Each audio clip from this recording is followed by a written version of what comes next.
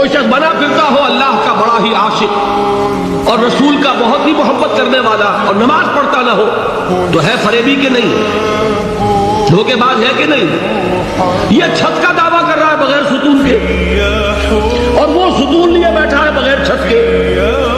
دونوں شکلیں یکساں غلط۔ یہ تو در حقیقت عمارت کا تصور ہی کب بنے گا؟